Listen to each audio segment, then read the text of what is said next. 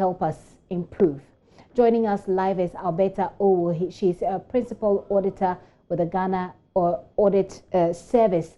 I also thank you very much, ma'am, for joining us.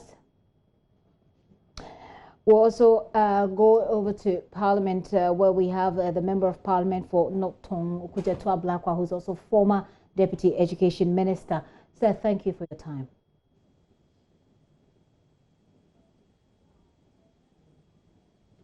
Thank you for having me. Okay, I think that we've just lost the Audit Service representative, so I'll just go straight ahead and start with you, Mr. Ablakwa. Your reaction, initial reaction.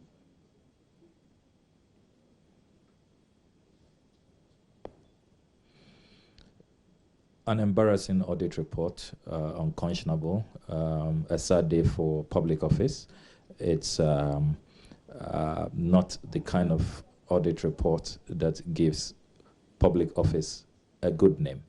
And we have to be honest about that, especially on this day, the 24th of February, where we commemorate Ghana's Day of Shame, the overthrow of a selfless, sacrificial leader, the Osajifo Dr. Kwame Nkrumah. Osajifo Kwame Nkrumah taught us to be selfless, to be sacrificial. Up to now, not a single property has been linked to Osajifo Dr. Kwame Nkrumah, despite the enormous power and how long he stayed in power. Right. He dedicated his entire life to transforming our country. So on a day like this, we should be really ashamed about this report. Now, if you look at the GETFund Act, the Ghana Education Trust Fund Act 2000, Act 581, Section 22B is very clear as to how scholarships should be administered. There are 3 criteria. 1, the beneficiaries ought to be gifted and needy. 2, the beneficiaries must be attending school in Ghana, either second cycle or tertiary institutions in Ghana. And then the 3rd criteria, which must be emphasized, is that the scholarships ought to be administered by the Scholarship Secretariat and not GETFund. So if you look at Section 2B of Act 581, all of the provisions have been breached.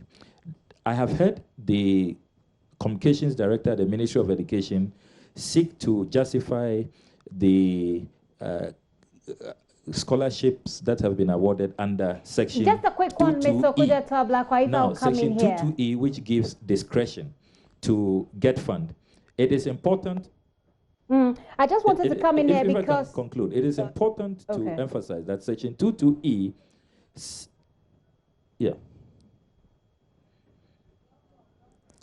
So Section 22E, which there's an attempt to justify what has happened.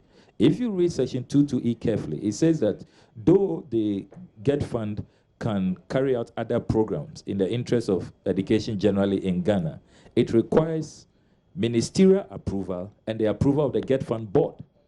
I served at the Ministry of Education for 4 years.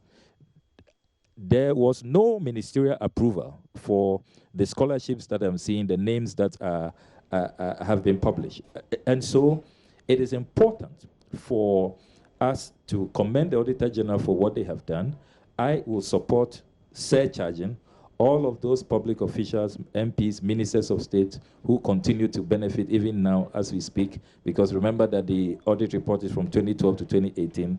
They ought to be surcharged and they must refund those monies to the state. Okay, it's totally unconscionable. It's morally reprehensible. It cannot be justified whatsoever. So I come back to you. I wanted to come in there because you had mentioned specifically the law and what it says, and then because there was a response from, well, a document that's purported to be coming from the GETFund. So I wanted to read that to you.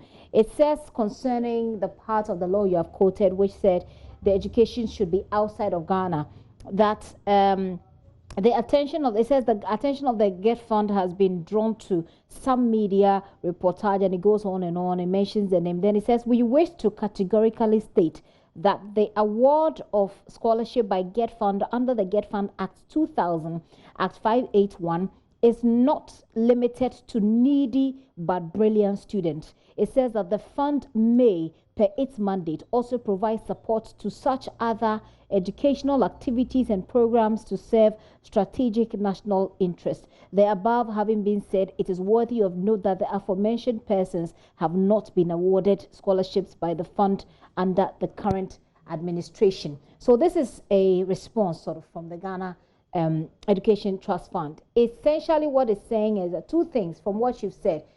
The first one being that the GETFund can choose to support educational program or programs or people who are studying not just within Ghana but also outside Ghana.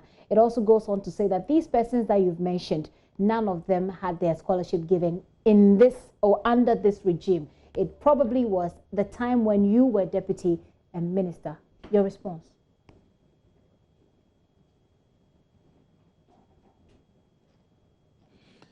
There are many factual inaccuracies with this GETFund statement.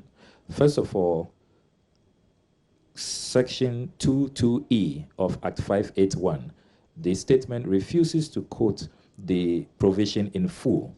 Let's read the provision in full. It stipulates to provide monies to support such other educational activities and programs for the promotion of education as the minister in consultation with the board may determine.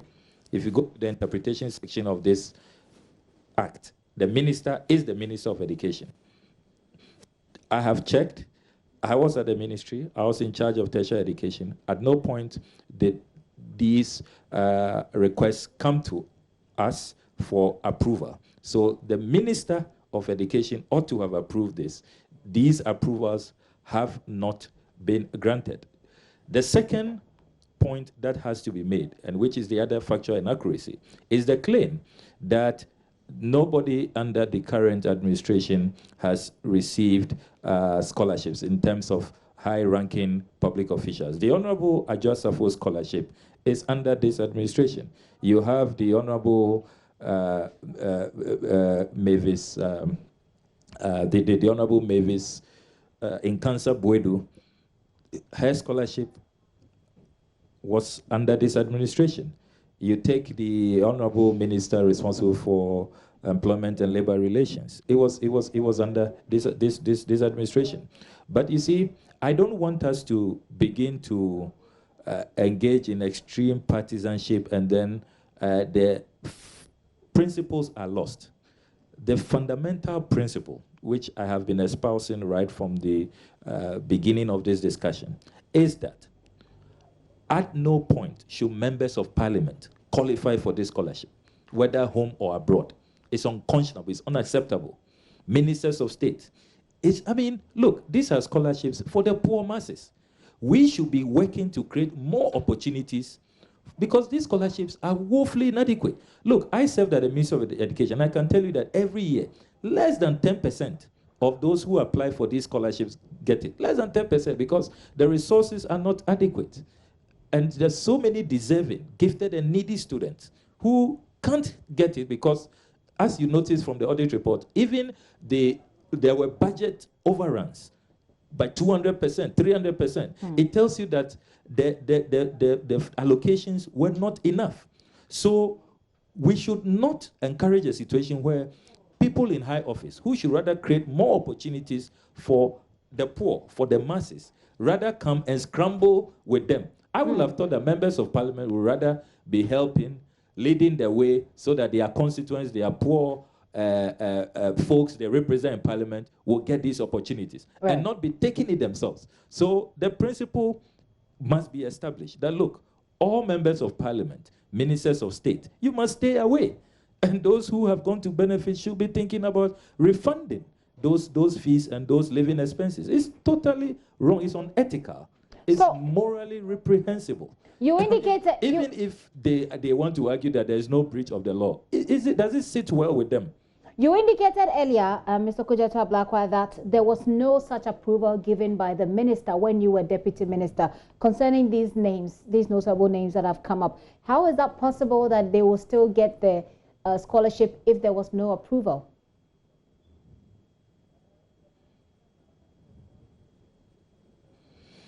what it does mean is that the GETFund decided to grant final approval, and the GETFund virtually did everything on their own, and that's why I take issue with how these whole scholarships were granted. In the first place, that should not have really been the mainstay of GETFund. A lot of the scholarships that they did, I agree with the Auditor General, Section 22B of the law is very clear. The Scholarship Secretary should have been administering that. So it's clear that the GETFund administration will have some questions to answer. I mean, in this country, we should learn to give people who have been given public office to hold the opportunity to answer for their stewardship directly. Let it not be said that the party or ministers are required to provide answers for people who acted as administrators or chief executives for the GETFund. I think that all those who worked at GETFund from 2012 to 2018 should be answering for their stewardship. How come they took final decisions on these matters without recourse to the Minister of Education? I do not know if even the board of the GETFund was requested to approve these scholarship claims as the law requires of all of us to abide by. And probably my final two questions will be that what you said brings to bear the administrative lapses which the Auditor General seems to raise in this report that he's put out. So he talks about the fact that the GETFund itself should not ideally be administering these funds. These funds should go to the Scholarship Secretariat.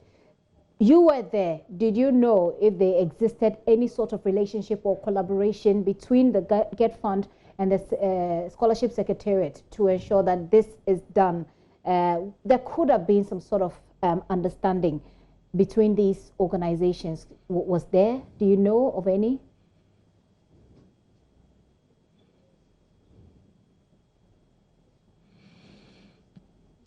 I do know that there were many instances where the Scholarship Secretariat was allowed room, as the law allows them, to administer scholarships. I recall even new scholarships, for example, the one with Hungary, which I personally negotiated and secured for the Republic of Ghana, where every year 50 tertiary students are flown outside on full scholarship at the expense of the Hungarian government to carry out or pursue all kinds of programs, particularly in the sciences.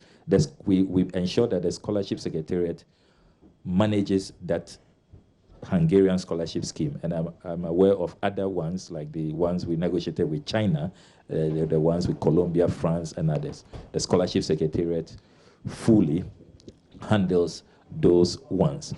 In terms of specific collaborations, it is clear from the performance audit that the collaboration that we had thought existed was not as strong as it should have been, and that clearly there have been some oversight, which, as I continue to insist, we must give GETFund the opportunity to be heard in this matter. They will have to explain what reasons there are why they decided to administer these scholarships directly instead of transferring the funds to the Scholarship Secretariat to administer, because they have the expertise. They have been doing this for decades. They have the panel that interviews, that can even, they have the criteria to even determine who is gifted or talented or brilliant but needy. So I mean, these questions will have to be answered. It's just like the the student loan trust. GETFund transfers money to the student loan trust, and the student loan trust secretariat administers the student loans to students. That is the kind of relationship that should exist, that the law requires of those who manage the GETFund secretariat. And so Right. I think that there are legitimate questions that are being raised, and I would like to see what the GETFund administrators and all those who served at the GETFund Secretariat will have to say in response to these important audit findings that have come up. My final question, Mr. Ablakwa, will be going forward. What do we do going forward? Now, you've mentioned the issue about the budget overruns. Now, it says the account, I had written it, the amount somewhere here, says that it run into excess of about 400 million was spent in excess. So if you don't have the money, how do you even spend it? I'm not very educated in that. Maybe you can help us. But also, how then do we address these administrative lapses that this report seems to identify at the GETFund and at the ministerial, at the representative level? I mean, as MPs, what could be done from that level?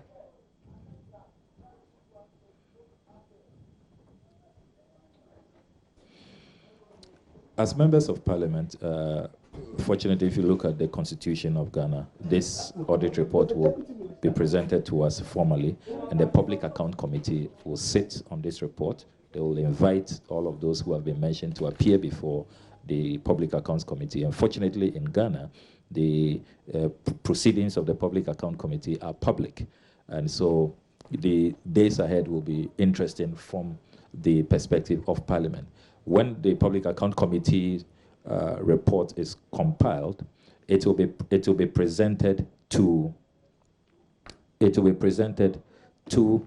Parliament, and the plenary will discuss the report. But moving forward, we need major overhauls. First of all, it should not be permissible for public officers, MPs, ministers, and beyond a certain directors in the public service, from director level to chief director, you should not qualify for this government. Government scholarships are not enough. All of those who occupy high public office should be interested in creating more opportunities, rather, for the poor masses of our country, instead of scrambling with them to grab the few opportunities that we have.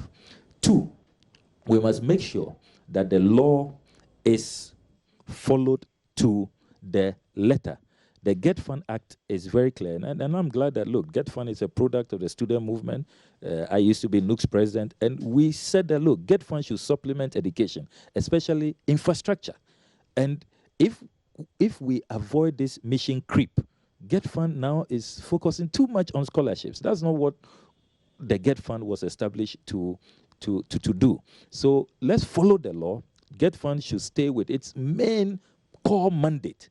And then if there's a need for scholarships, let us transfer the funds to the scholarship secretariat. And it should be in terms of ratio. I don't think it should even be up to 10% of the total allocation to the GETFund. And then finally, this point must be emphasized, that the GETFund, we must insist that their annual reports to Parliament, their annual report to the Ministry of Education, and everything they do. You see, in this country, some agencies have assumed a lot of power and authority they don't have. And you see that all over, Cocoa Board, National Health Insurance Authority, so many other places. They should respect the law, be accountable to the Minister of Education, to the board that governs their operations, and to Parliament. I don't recall the last time all these institutions presented their annual reports to Parliament. If they had been doing that, we will have at least detected these anomalies and stopped them. So I say that, look, this report is a total shame. Those who are in public office should stay away, those who are privileged. And there are more. You see even children of ministers. I saw one cabinet minister's daughter receiving $52,000 a year. That if you look at how much that money is a 4-year program, multiply it, how many poor children it can serve, especially if they were schooling in Ghana. I'm sure there's a reason why in the law we said that it should be, we should prioritize, GETFund should prioritize scholarships in Ghana. Right. Because fees in Ghana are way, way lower, more affordable, cheaper than fees outside. And then we must also ask GETFund to prioritize. Look, if you look at some of the courses that all these privileged people have gone outside to do, they are courses that could have been done in Ghana. If I There's could come nothing in special here about those courses. And even our national strategic development, where we want to go to, why can't we ensure that scholarships, and we always told GETFund when we were the ministry that prioritize science and maths and look at programs that are not offered in Ghana or where we have very acute shortage. Look, for example, specialists, neurologists, you know, engineers, areas that we need more people and we need to train human resource in those. Those are the things you should prioritize. if I will come in here, privileged people outside to go and. If I could just come in there, because you mentioned the things that you did when you were at that ministry. Let's look quickly at 2012, between 2012 and 2016, which is when you were in power. And I said that was my last question, but let me just quickly throw this back in. How do you explain, because according to the Auditor General's report, the practice, which the Auditor General says is illegal, of taking over, the GETFund taking over the work of the scholarship secretariat in terms of disbursing the scholarship amount, happened with or started in 2012. 2012 and 2016, which are both included in this report, is when you were there as deputy minister. How do you explain how this illegality happened under your watch?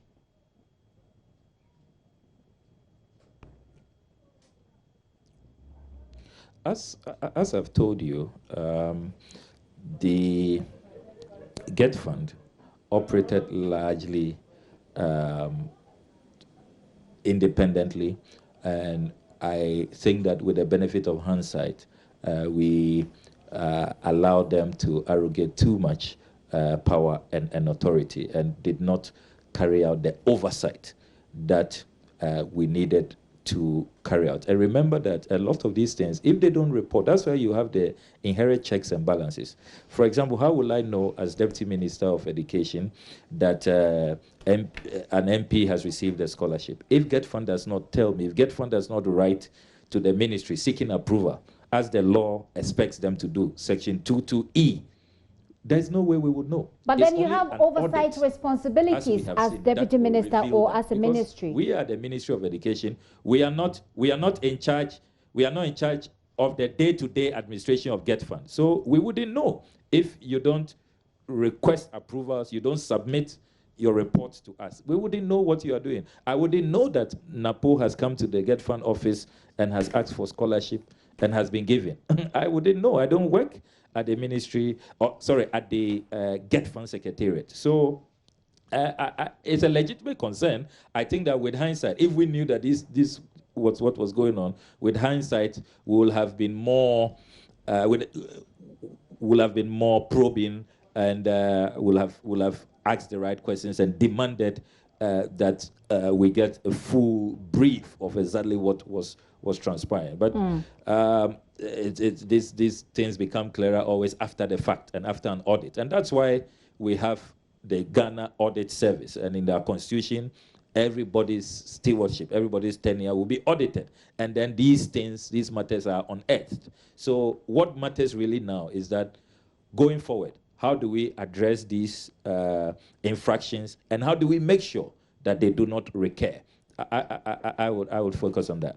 Mr. Okudzeto Ablakwa, thank you so much for your time and for your patience. Okudzeto Ablakwa is Member of Parliament for North Tongue. There, he's joining us via live, where he's telling us his own view of what has happened. Thank you very much once again.